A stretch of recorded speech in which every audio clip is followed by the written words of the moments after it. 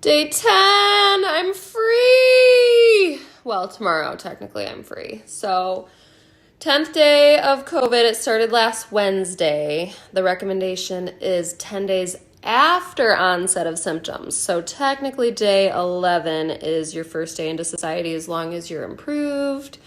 I'm feeling much better today. I basically have about 75% of my energy.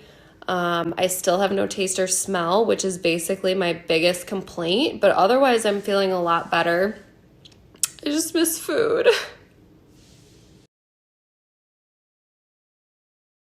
Today I'm going to share some of my secrets.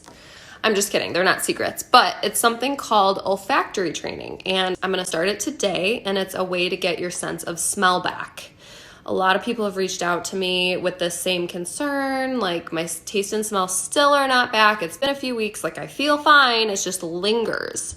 And so I figured I would share what I'm gonna try, and there are studies behind everything I'm gonna tell you. So it really affects quality of life. Yes, I miss food, but I can't differentiate if food has gone spoiled. This salmon is still good, because I wouldn't know. Or if there's a gas leak. I can't even find my husband. So it's really important to try to get that smell back to me. Many don't truly understand the physiology and the difference between taste and smell. So I'm just going to quickly review the difference.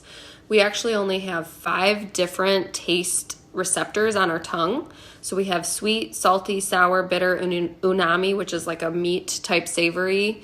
And then we have 350 to 400 different types of olfactory receptors. So we have way more smell receptors than taste buds. And the human nose can detect up to 1 trillion different scents just with different combinations of those receptors being stimulated. So pretty amazing.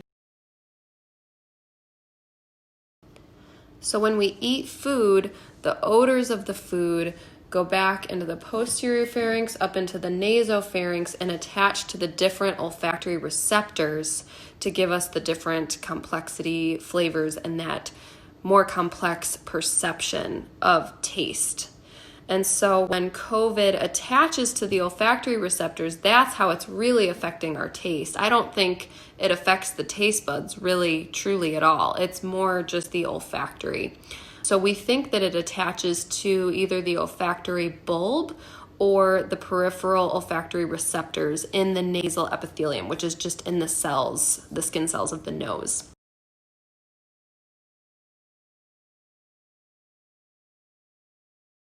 It's easier for COVID to bind to our olfactory receptors because they express a receptor called ACE2, or angiotensin converting enzyme 2. And so it's basically easier for COVID to enter those particular cells and attack our smell. And in one study, about 90% recovered from the loss of taste and smell within a month. Mixed studies, again, it's early, but we just don't know. Some people, it can linger longer. And like I mentioned earlier, that affects quality of life. So today I'm starting olfactory training, which you essentially do repetitive, deliberate sniffing of a set of odorants.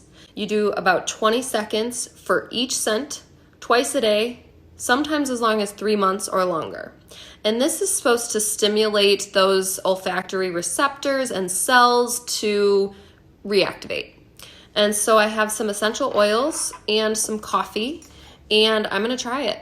But since I'm gonna use orange, eucalyptus, peppermint, and lavender, and I just wanted a good mix of citrus and some different scents. Oh, and you're supposed to not look at it.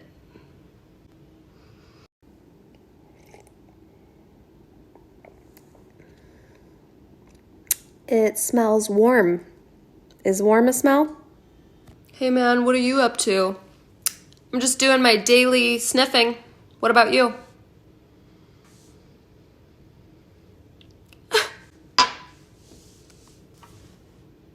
So fingers crossed that we have some progress with this, and maybe it'll help kind of activate things a little quicker.